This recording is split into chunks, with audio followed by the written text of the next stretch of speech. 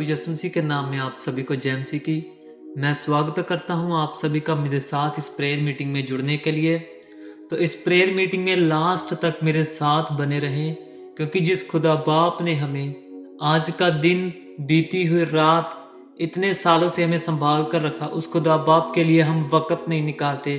तो आइए हम आज कुछ वक़्त, कुछ टाइम प्रभु यहोवा को समर्पित करते हैं जो खुदा बाप ने हमें दिया है। तो मैं उम्मीद करता हूं कि आज की प्रेयर मीटिंग के बाद आपकी लाइफ पहले जैसी नॉर्मल नहीं रहेगी। खुदा बाप आप पर अनुग्रह की दृष्टि करेंगे, खुदा बाप का वचन पढ़ा जाएगा, प्रार्थना की जाएगी, जिससे प्रभु परमेश्वर यहोवा की आशीष आपके घराने पर, आपके फैमिली पर, आपकी प्रॉब्लम्स पर होगी। खुदा बाप आपको आपके प्रॉब्लम में से, आपके बंधनों में से आज़ाद करेंगे।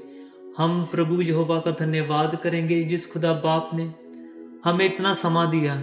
आज हम अपने कामों में इतने बिजी हो गए कि हम खुदा बाप जो खुदा बाप हमें बढ़ा रहा है, जो खुदा बाप हमें एक एक पल हमारी सहायता करता है, हम उस खुदा बाप को भूल गए हैं। क्या हमारे लिए हमारे काम इतने ज़रूरी है कि हम उस खुदा बाप को भूल जाते हैं?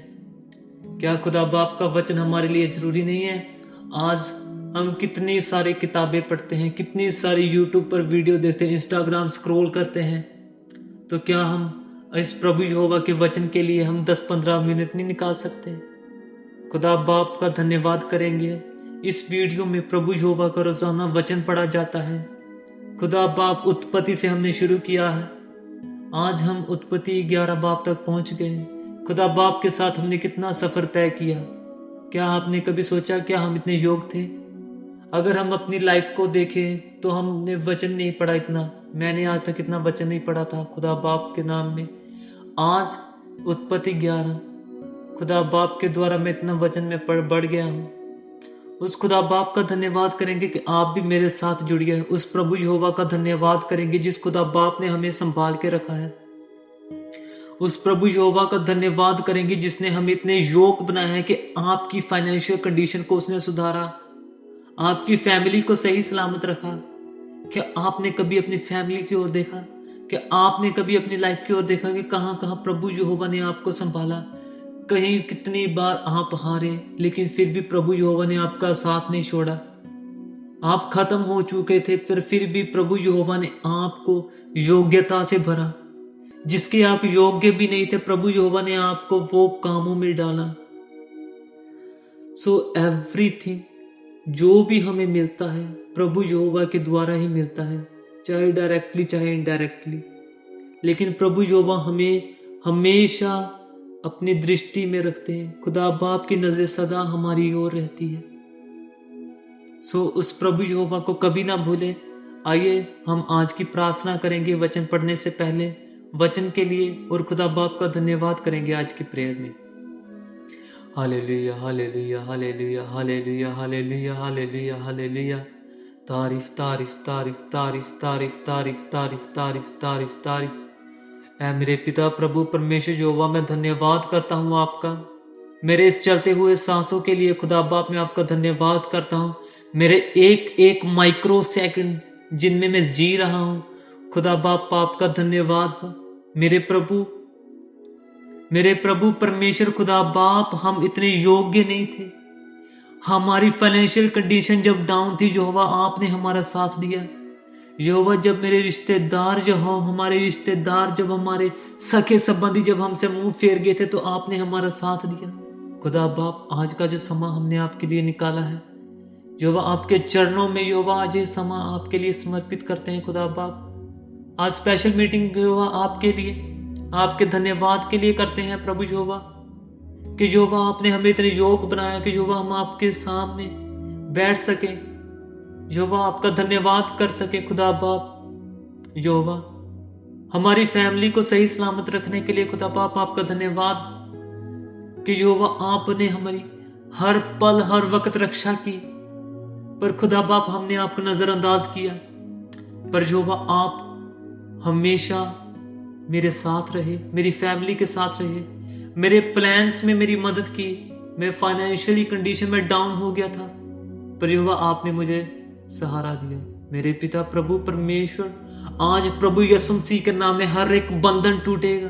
गरीबी का बंधन, बीमारी का बंधन, लाचारी का बंधन, घर क्लेश का बंधन। प्रभु यहोवा हमें प्रभु यीशु मसीह के नाम में शांति देके प्रभु यहोवा खुदा बाप ऐ मेरे प्रभु यहोवा, अगर हम आज के दिन इकट्ठे हुए हैं या हम रोजाना एक साथ मिलकर प्रेयर मीटिंग किया करें यहोवा, रोजाना आज का दिन यहोवा जो मैंने आपके लिए निकाला है, हमने जितने भी आज सुन रहे हैं मेरी आवाज को यहोवा, आज उनके कानों को, उनके दिमाग को आपका वचन जाए यहोवा खुदा बाप, उनके दिमाग की नसों को खोले, उनकी दिल की गहराइयों में यहोवा आपका वचन जाए। मेरे पिता प्रभु परमेश्वर, आपका वचन सदा से सदा तक हमारे दिलों में वास करे। ऐ मेरे यहोवा, हम आपका धन्यवाद करते हैं। अब जो भी वचन पढ़ा जाए खुदा बाप, हमें यहोवा आपके द्वारा, प्रभु यीशु मसीह के द्वारा आपको स्वर्गराज में कबूल हो। आमीन। तो आइए अब हम खुदा बाप का वचन पढ़ेंगे। उत्पत्ति उसका 11 अध्याय। मनुष्य की भाषा में गड़बड़ी पड़ने का वर्णन। सारी पृथ्वी पर एक ही भाषा और एक ही बोली थी। उस समय लोग पूर्व की ओर चलते चलते शिनार देश में एक मैदान पाकर उसमें बस गए। तब वे आपस में कहने लगे, आओ हम ईंटें बना बना के भली भांति आग में पकाए। और उन्होंने पत्थर के स्थान पर ईंट से और चूने के स्थान पर मिट्टी के गारे से काम लिया।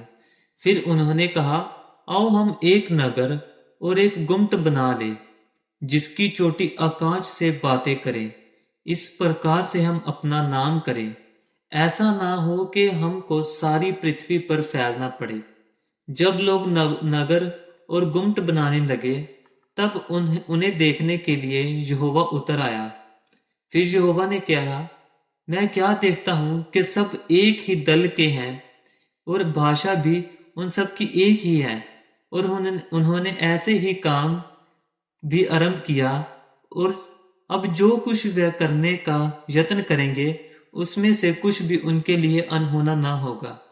इसलिए आओ हम उतर के उनकी भाषा में गड़बड़ी डालें कि वे एक दूसरे की बोली को ना समझ सके। इस प्रकार यहोवा ने उनको वहां से सारी पृथ्वी के ऊपर फैला दिया। और उन्होंने उस नगर का बनाना छोड़ दिया। इस कारण उस नगर का नाम बेबीलोन पड़ा, क्योंकि सारी पृथ्वी की भाषा में जो गड़बड़ी है वह यहोवा ने वहीं डाली। और वहीं से यहोवा ने मनुष्य को सारी पृथ्वी के ऊपर फैला दिया। शेम की वंशावली। शेम की वंशावली ये है, जल प्रलय के 2 वर्ष पश्चात जब शेम 100 वर्ष का हुआ, तब उससे अपक्षय का जन्म हुआ। और अपक्षय के जन्म के पश्चात शेम 500 वर्ष जीवित रहा और उसके और भी बेटे बेटियां उत्पन्न हुई। जब अर्पक्षद 35 वर्ष का हुआ, तब उससे शैल्य का जन्म हुआ। और शैल्य के जन्म के पश्चात अर्पक्षद 403 वर्ष और जीवित रहा और उसके और भी बेटे बेटियां उत्पन्न हुई। जब शैल्य 30 वर्ष का हुआ, तब उसके द्वारा एबेर का जन्म हुआ। और एबेर के जन्म के पश्चात शैल्य 403 वर्ष और जीवित रहा और उसके और भी बेटे बेटियां उत्पन्न हुई। जब एबेर 34 वर्ष का हुआ, तब उसके द्वारा पेलेग का जन्म हुआ। और पेलेग के जन्म के पश्चात एबेर 430 वर्ष और जीवित रहा और उसकी और भी बेटे बेटियां उत्पन्न हुई। जब पेलेग 30 वर्ष का हुआ, तब उसके द्वारा रू का जन्म हुआ। और रू के जन्म के पश्चात पेलेग 209 वर्ष और जीवित रहा और उसके और भी बेटे बेटियां उत्पन्न हुई। जब रू 32 वर्ष का हुआ, तब उसके द्वारा सरूग का जन्म हुआ। और सरूग के जन्म के पश्चात रू 207 वर्ष और जीवित रहा और उसके और भी बेटे बेटियां उत्पन्न हुई। जब सरूग 30 वर्ष का हुआ, तब उसके द्वारा नाहोर का जन्म हुआ। और नाहोर के जन्म के पश्चात सरूग 200 वर्ष और जीवित रहा और उसके और भी बेटे बेटियां उत्पन्न हुई। जब नाहोर 29 वर्ष का हुआ, तब उसके द्वारा 13 का जन्म हुआ। और 13 के जन्म के पश्चात नाहोर 139 वर्ष और जीवित रहा और उसके और भी बेटे बेटियां उत्पन्न हुई। जब तक 13 70 वर्ष का हुआ, तब तक उसके द्वारा अब्राम और नाहोर और हारान उत्पन्न हुए। तेरह की वंशावली। तेरह की वंशावली ये है, तेरह से अब्राम, नाहोर और हारान का जन्म हुआ और हरान से लूत का जन्म हुआ। हारान अपने पिता के सामने ही कसदियों के उर नामक नगर में, जो उसकी जन्मभूमि थी, मर गया। अब्राम और नाहोर दोनों ने विवाह किया। अब्राम की पत्नी का नाम सारे और नाहोर की पत्नी का नाम मिल्का था। ये उस हारान की बेटी थी जो मिल्का और जिसका दोनों का पिता था। सारे तो बांझ थी, उससे उसके संतान न हुई। तेरह अपने पुत्र अब्राम और अपने पोते लूत जो हारान का पुत्र था और अपनी बहू सारे जो उसके पुत्र अब्राम की पत्नी थी, इन सबों को लेकर कसदियों के उर नगर से निकल कनान देश जाने को चला। पर हारान नामक देश में पहुंचकर वही रहने लगा। जब तेरह 205 वर्ष का हुआ तब वह हारान देश में मर गया। यह पिता प्रभु परमेश्वर यहोवा का वचन है। खुदा बाप का शुक्र हो, आमीन। तो आइए अब हम पढ़ेंगे वचन के लिए खुदा बाप का धन्यवाद करेंगे। Hallelujah hallelujah hallelujah hallelujah hallelujah hallelujah hallelujah hallelujah. तारीफ तारीफ तारीफ तारीफ तारीफ तारीफ तारीफ तारीफ तारीफ। ऐ मेरे खुदा बाप स्वर्गीय पिता, जो भी आज का वचन पढ़ा गया हर एक के कानों में सुना गया। खुदा बाप, जो आज का वचन यहोवा खुदा बाप हर एक की नसों में बहे, हर एक के खून में बस जाए, हमारे दिमाग को, अक्ल को, सोच को खोले। खुदा बाप आपका वचन, खुदा बाप आपका वचन पढ़ना और सुनना व्यर्थ ना जाए। यहोवा खुदा बाप, मैं आपका धन्यवाद करता हूँ प्रभु यीशु मसीह के नाम में। आज पढ़े गए वचन के द्वारा हर एक के घर से प्रभु यीशु मसीह के नाम में बीमारी का आत्मा निकले, गरीबी का आत्मा निकले।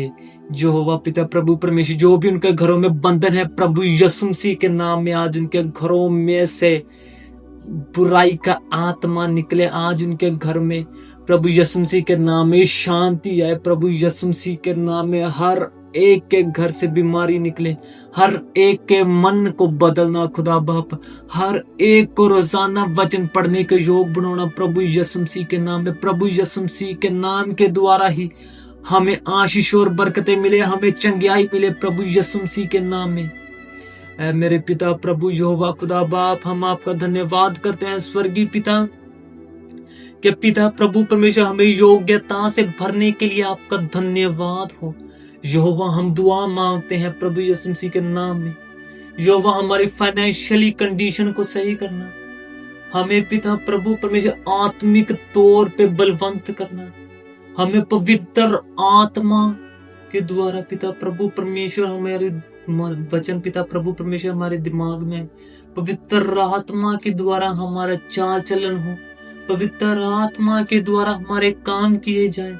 यहोवा प्रभु यीशु मसीह के नाम में, प्रभु यीशु मसीह के नाम में हमें पवित्र आत्मा के योग बनाया जाए। यहोवा मेरे खुदा बाप, आपका वचन हमारी जिंदगियों को बदले।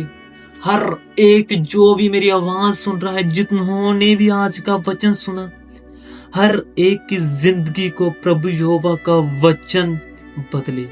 प्रभु यहोवा का वचन हर एक के घर में, हर एक के दिल में, हर एक की नसों में वास करे, जिन्होंने भी आज का वचन सुना। प्रभु यहोवा वो रोजाना मेरे साथ वचन में जुड़े। यहोवा जिन्होंने आज का वचन सुना, वचन रोजाना पढ़े मेरे साथ, आपके नाम में आगे बढ़े। मेरे पिता प्रभु खुदा बाप, आपके नाम के वचन हम बढ़ते जाए, बढ़ते जाए, बढ़ते जाए खुदा बाप। हमारी जिंदगी के आखिरी सांस में भी आपका वचन हमारी जुबान से निकले। ऐ मेरे खुदा बाप, मैं आपका धन्यवाद करता हूँ आज की सारी आशीषें और बरकतों के लिए, आने वाले समय के लिए, बीते हुए समय के लिए आपका धन्यवाद हो। बीते हुए समय में जो हुआ आपने मुझे नहीं छोड़ा, आने वाले समय में भी आपके समय आप मेरे साथ रहे, पवित्र आत्मा मेरे साथ रहे। खुदा बाप, मैं आपका धन्यवाद करता हूँ हमारी इस छोटी सी विनती को प्रभु यीशु मसीह के द्वारा स्वर्गराज में सुनना और कबूल करना। आमीन।